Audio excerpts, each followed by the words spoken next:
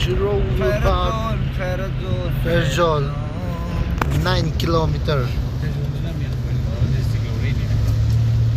Ini Churachanpur district or mini moja.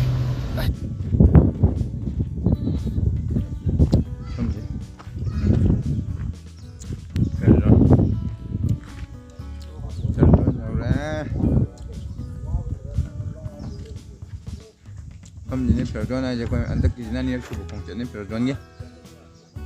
Khongchat macam apa dah tu lah. Ferjol nak. Just le ada Ferjol ni. Yang mana? Ngam ni dah. Ngai ba. Thagatchariba le Thagatchariba. Welcome to Thagatchariba le. Aje. Kau ni lagi je, Thagatchariba village ni, Thagatchariba village.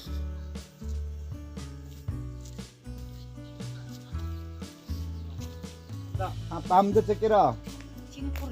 Oh, sing loba. Makan leko. Thagatchariba village ni mah itu hendak thagak yang kale, dan hendak yang kale. Thagatchariba village. Yang dah sampai ke mafamnya, yang nungai ba, ing ba, cik mafamnya. Tu bilas, maming tahu jadi kita nglau ni. Lam diam pejabat ngai ba mafamnya. Parvung Community Health Center. CSC.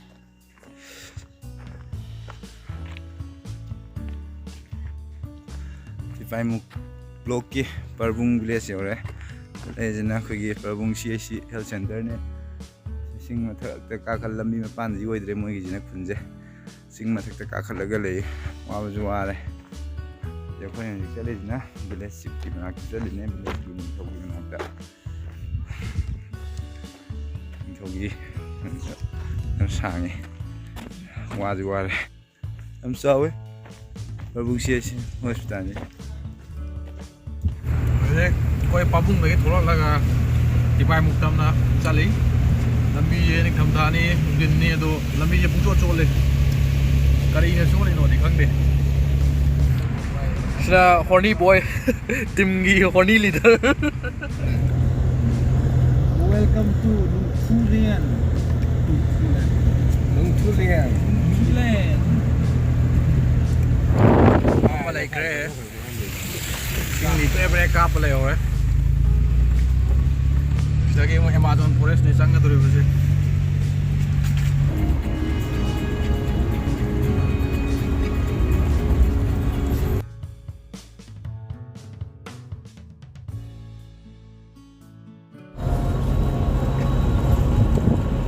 मोदू जी हो गया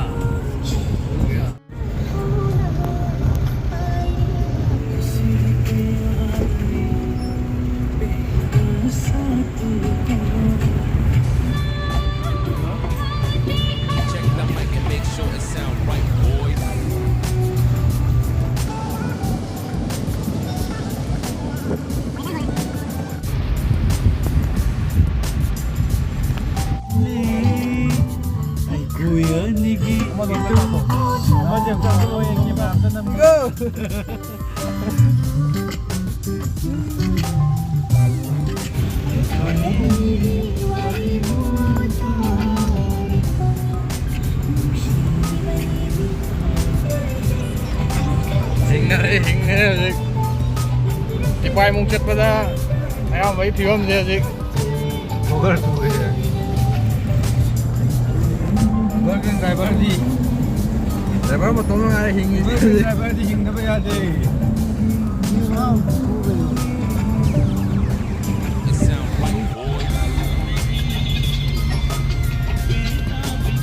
Mulum sa bagumna kahit ako isa para itong ngap sila sa ide may kung ati gede ya sabi ako nila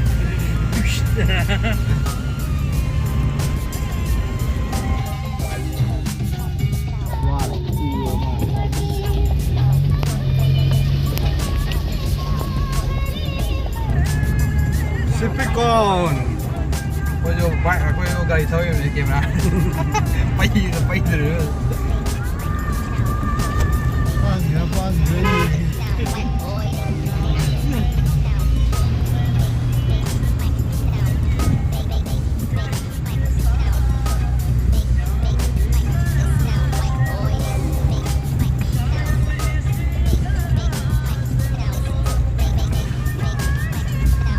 Còn sợi cũng sồi vậy một giống nó thôi mà cái giống nó không tàn cái này mà rồi tôi mang thế này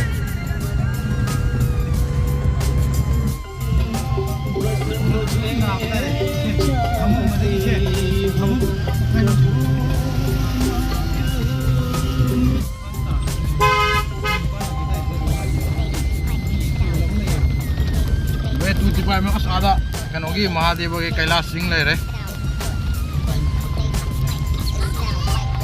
dum masa ama tung ga le re mathak sa mizoram lambi tin shit al ho le tra mizoram lambi din mai ho re na highway we ba किस तरफ है left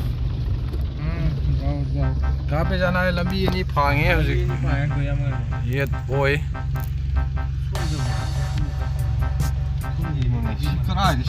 ꯆꯨꯝꯅ ꯗꯤ ꯂꯩꯌꯦ ꯃꯣꯏ ꯂꯝꯕꯤꯁꯦ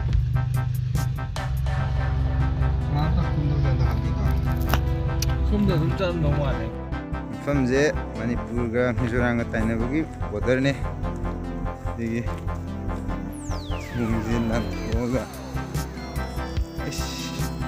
ꯄꯨꯔꯥ ꯌꯣꯒꯤ ꯊꯣꯡ ꯑꯁꯣꯝ ꯅꯥꯀꯟꯁꯤꯅ Mizoram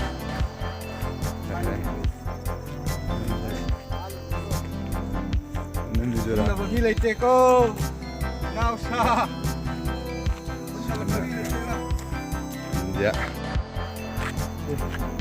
Sungwang masina Mizoram ne juga sona India aku India sorry Manipur.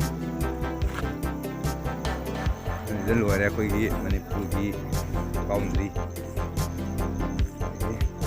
Jadi yang yang dia yang dekat. Mizoram 0 kilometer. Sini Mizoram की थोंग है sini price barriers रेंज से ले ये ने प्यारो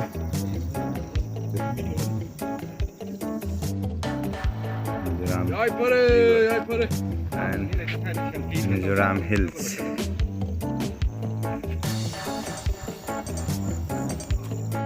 Mizoram Yaure Jik pare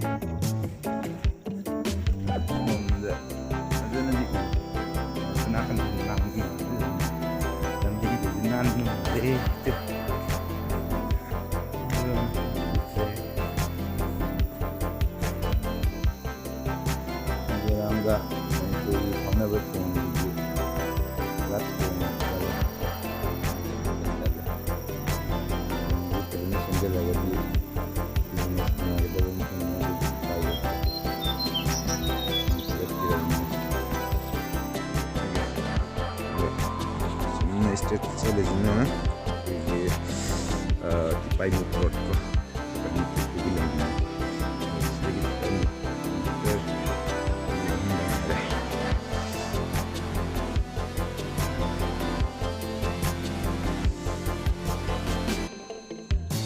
ये सवाई ये dia no robak pol pergi lembut Mizoram pergi lembut